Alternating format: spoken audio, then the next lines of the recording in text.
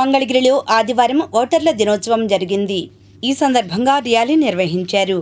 Electoral officer Vijayalakshmi, MTMC additional commissioner K Shakuntala తదితరులు మాట్లాడారు. ఎందుకు జరుపుకుంటామంటే fair and free and inclusive. అంటే ఫెయిర్ గా అంటే తెలిసింది, అదేదో ప్రలోభాలకి లేదా భయపెట్టడానికి ఇలాంటివి ఏమీ లేకుండా ఫెయిర్ ఎలక్షన్, ఫెయిర్ ఓటింగ్. అది ఫ్రీ అంటే ఓటు దానికి ప్రభావాలు ఇట్లాంటివి వస్తున్నాయి, అది లేకుండా. అండ్ ఇంక్లూజివ్ అంటే అన్ని వర్గాలు, ఎవరో ఒకరికి పరిమితం కాదు. ఇది ఓటు అనేది భారతదేశంలోని మన సమాజంలో ప్రతి ఒక్కరికి సంబంధించినది.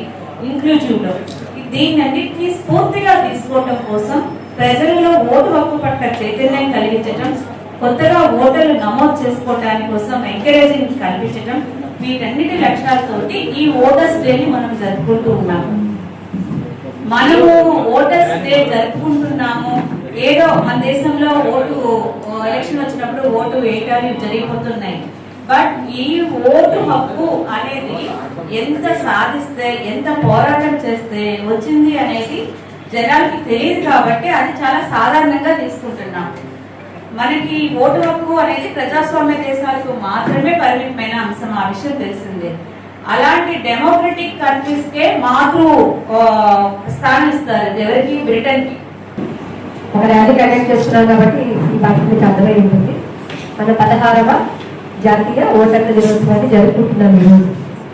ఈ ఓటర్ల దినోత్సవం యొక్క ముఖ్య ఉద్దేశం ఏడీసీ గారు ఆల్రెడీ చెప్పి ఉన్నారు. బాధ్యతాయుతంగా